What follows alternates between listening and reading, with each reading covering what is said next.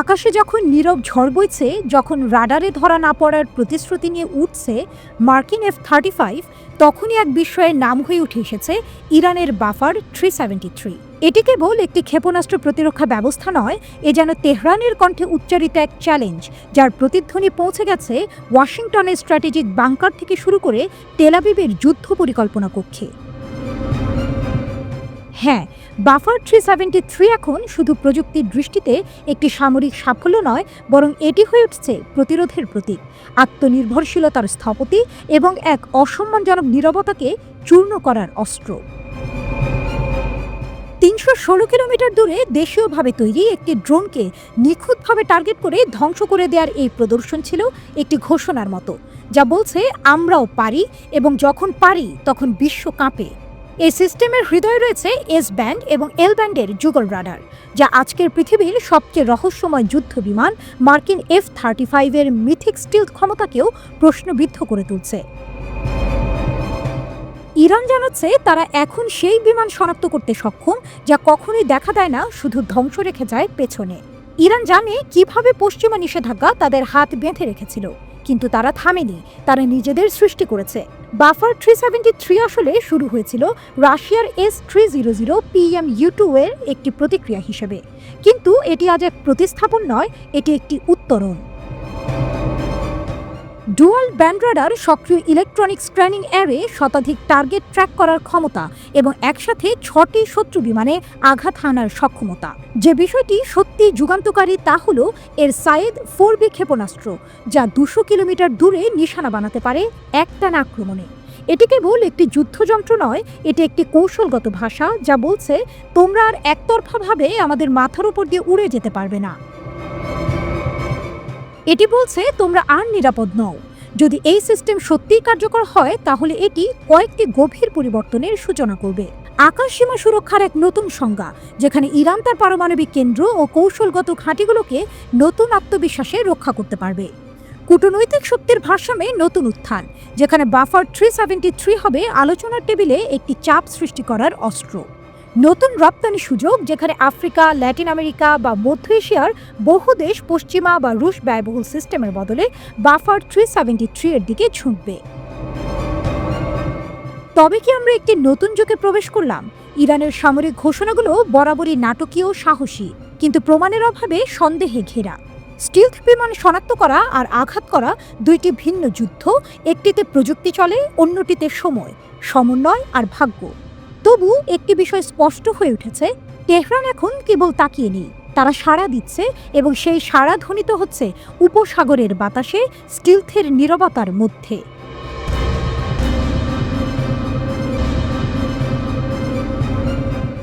Iran কি পারমাণবিক অস্ত্র তৈরি থেকে মাত্র কয়েকদিন দূরে? জাতিসংঘের সতর্কবার্তা, ট্রাম্পের দাবি কি সত্যি প্রমাণিত হচ্ছে? আন্তর্জাতিক মঞ্চে যেন নতুন করে উত্তেজনার ঢেউ। জাতিসংঘের পারমাণবিক সংস্থা IAEA হুঁশিয়ারি দিয়েছে ইরান পারমাণবিক অস্ত্র তৈরির একেবারে দোরগোড়ায়। আর এই বিস্ফোরক বার্তা এসেছে এমন এক সময়ে যখন শনিবার বসতে চলেছে মার্কিন ইরান পারমাণবিক আলোচনার দ্বিতীয় দফা। IAEA প্রধান রাফায়েল গ্রসি বলেছেন, তেহরান আর খুব একটা দূরে নেই, পারমাণবিক অস্ত্র তৈরির পথে তারা অনেকটাই এগিয়ে গেছে। গ্রসি ইরানের পারমাণবিক অগ্রগতিকে একটি জিগসো পাজলের সঙ্গে তুলনা করেছেন।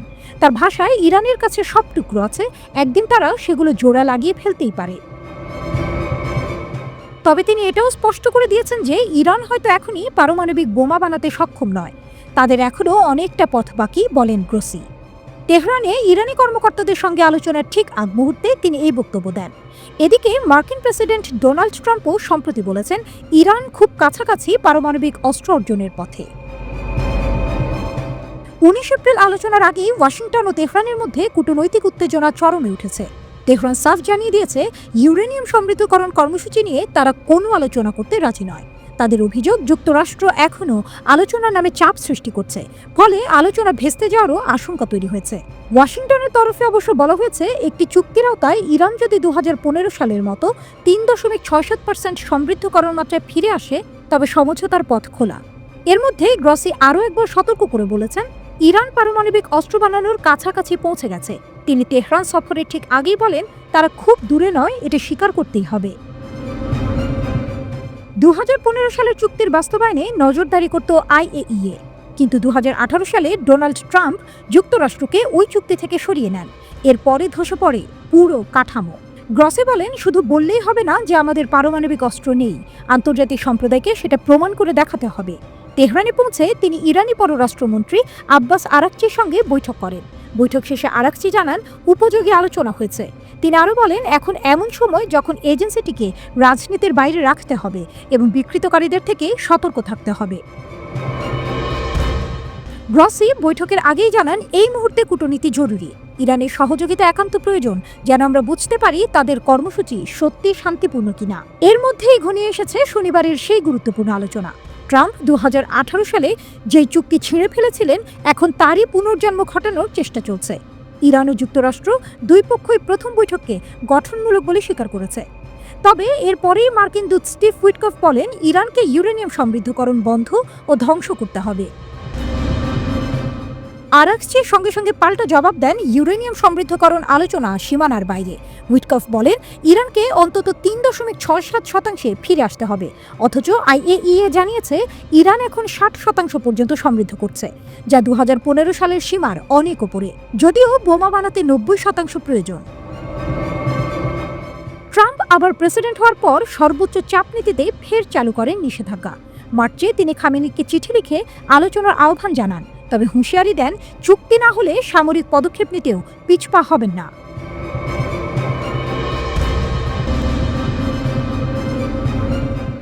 21 বছরের পুরনো নিষেধাজ্ঞা বাতিল করল রাশিয়া। তালেবান আর তাদের চোখে সন্ত্রাসী নয়, খুলে গেল সম্পর্কের নতুন দরজা। এই এক সিদ্ধান্তেই বদলে গেল মধ্য এশিয়ার ভূ রাজনীতি। রুশ সুপ্রিম কোর্ট তালেবানের ওপর দীর্ঘদিনের নিষেধাজ্ঞা তুলে নিয়েছে। বিচারক ওলেগ নেভেদভ রাষ্ট্রপক্ষের অনুরোধে এই রায় দেন এবং ঘোষণা করেন এটি অবিলম্বে কার্যকর হবে। এবার থেকে তালেবান আর রাশিয়ার কাছে নিষিদ্ধ নয়, ফলে স্বাভাবিক সম্পর্ক গড়ার পথ এখন একেবারে খোলা। 2003 সালে তালেবানকে সন্ত্রাসী সংগঠন হিসেবে নিষিদ্ধ করেছিল রাশিয়া। তারপর কেটে গেছে 2 দশক, কিন্তু সময় বদলেছে। 2021 সালের অগাস্টে যুক্তরাষ্ট্র নেতৃত্বাধীন পশ্চিমা বাহিনী আফগানিস্তান থেকে চলে যাওয়ার পর তালেবান ফের ক্ষমতা দখল করে। তবে এখনো পর্যন্ত কোনো দেশ তালেবান সরকারকে আনুষ্ঠানিক স্বীকৃতি দেয়নি।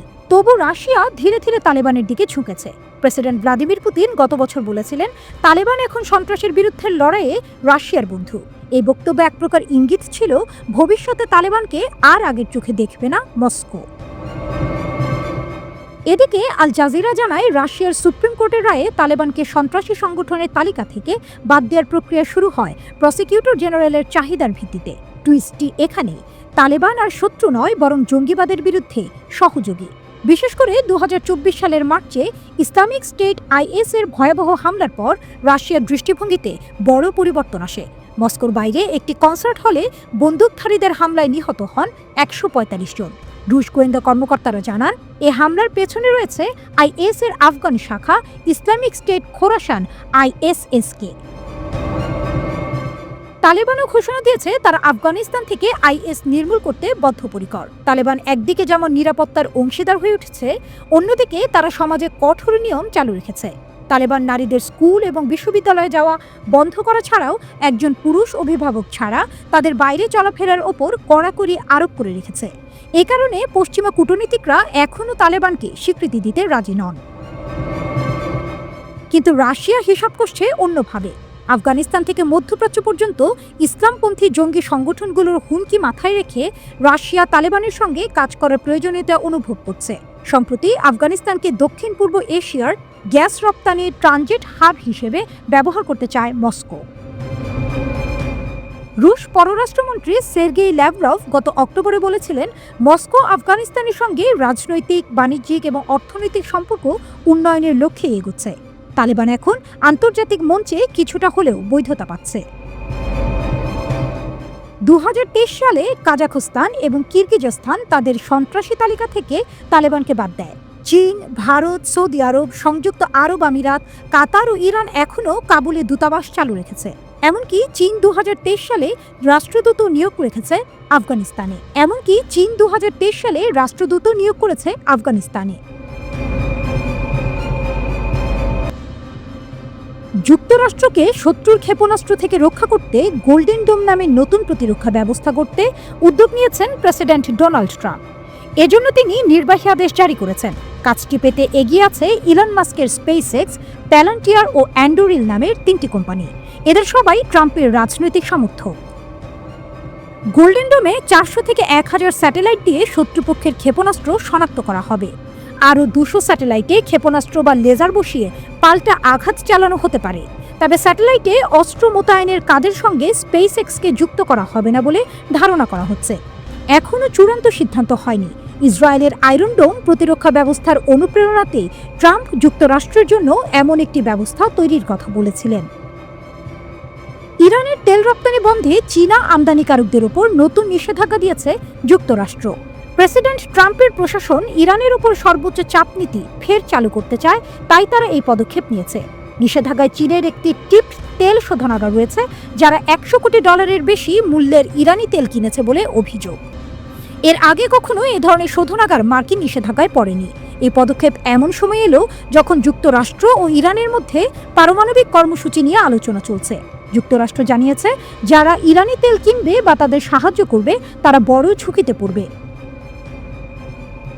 চীনের রাষ্ট্রীয় কোম্পানিগুলো নিষেধাজ্ঞার ভয়ে ইরানি তেল কেনা বন্ধ করেছে। চীনের দূতাবাস যুক্তরাষ্ট্রের নিষেধাজ্ঞার সমালোচনা করে বলেছে, তারা নিজেদের স্বার্থ রক্ষায় ব্যবস্থা নেবে। ইরানের পারমাণবিক স্থাপনায় ইসরায়েলের পরিকল্পিত হামলা ঠেকিয়েছেন মার্কিন president Donald Trump. New York Times জানিয়েছে, হামলার বদলে ট্রাম্প তেহরানের সঙ্গে আলোচনার পথ বেছে নিয়েছেন। খবরে বলা হয়, ইসরায়েল মে মাসের মধ্যে ইরানের পরমাণু স্থাপনায় হামলার ছক কষছিল। তবে যুক্তরাষ্ট্রের সাহায্য ছাড়া সে হামলা সম্ভব নয়, কারণ ইরান পাল্টা হামলা চালালে যুক্তরাষ্ট্রকেই রক্ষা করতে হবে ইসরায়েলকে। এ নিয়ে ট্রাম্পের উপদেষ্টাদের মধ্যে দীর্ঘ আলোচনা হয়। শেষমেশ ট্রাম্প ইসরায়েলকে সামরিক সহায়তা না দিয়ে ইরানের সঙ্গে আলোচনার সিদ্ধান্ত নেয়। গত শনিবার ওমানে যুক্তরাষ্ট্র ও ইরানের মধ্যে প্রথম বৈঠক হয়েছে। দুপক্ষই এটিকে ইতিবাচক ও গঠনমূলক বলে বর্ণনা করেছে। ইসরায়েল পর্যটনের মৌসুমে বিদেশি ফ্লাইট ফিরিয়ে আনতে চাইলেও ইয়েমেনে হুথিদের ক্ষেপণাস্ত্র হামলায় সেই চেষ্টা বাধাগ্রস্ত হচ্ছে। তারা তেল আবিবের বেন গুরিয়ন বিমানবন্দর লক্ষ্য করে হামলা চালিয়ে ইসরায়েলের পর্যটন খাতে বড় আঘাত হেনেছে। জেরুজালেমের এক ট্রাভেল এজেন্সির প্রধান বলেন, হুথিরা ঠিক টার্গেট করে হামলা করছে, কারণ তারা জানে পর্যটন ক্ষতিগ্রস্ত হলে ইসরায়েল মানসিক ও আর্থিকভাবে দুর্বল হবে। ফার্স্ট নিউজ জানায়, কয়েকটি বিদেশি বিমান সংস্থা হুমকি দিয়েছে, যদি হামলা বাড়ে তারা ইসরায়েল ছাড়বে। গত বছরও হামলার কারণে অনেকে ফ্লাইট বন্ধ করেছিল। ইসরায়েলের পর্যটন মন্ত্রণালয় জানায়, পরিস্থিতি স্থিতিশীল দেখালেও তা খুবই ভঙ্গুর। হুথিরা বলেছে, গাজায় যুদ্ধ ও অবরোধ বন্ধ না হলে বেন গুরিয়ন নিরাপদ নয়। ফলে পাস ওভারের ছুটিতে পর্যটনে উন্নতির আশা আবারও ধাক্কা খেয়েছে।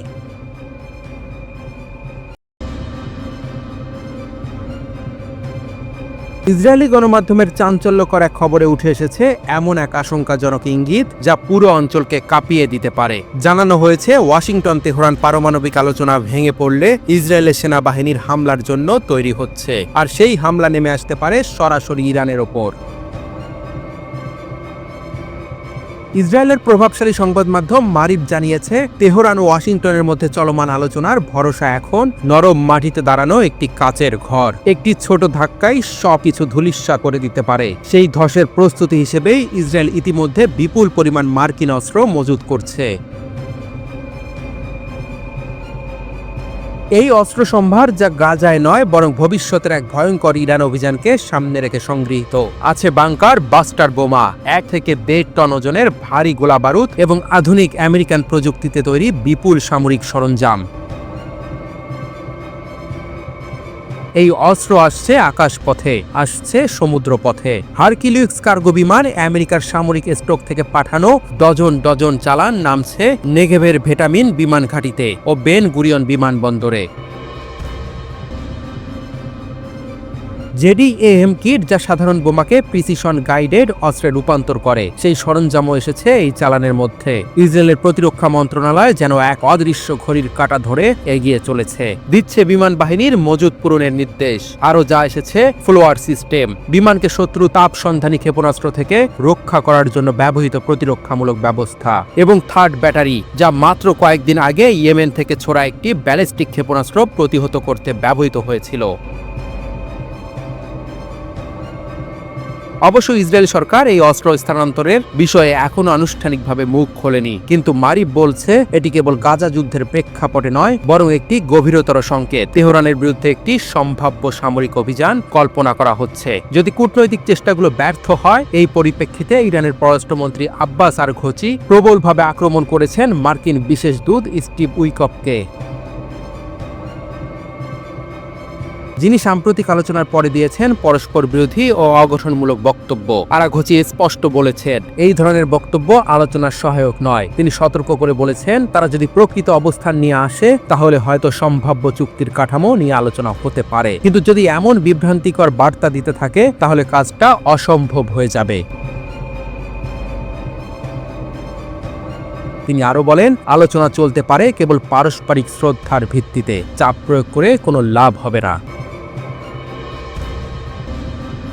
এই উত্তেজনার মাঝেই তেহরান ও ওয়াশিংটন গত শনিবার প্রথম দফার পরোক্ষ আলোচনা করেছে ওমানে। প্রতিনিধি দলের নেতৃত্বে ছিলেন আরাঘচি এবং উইটকফ। এই আলোচনার মধ্যস্থতায় ছিলেন ওমানের পররাষ্ট্রমন্ত্রী বদলার বুসাইদি, এবং জানা গেছে আগামী 19 এপ্রিল হবে দ্বিতীয় দফা বৈঠক।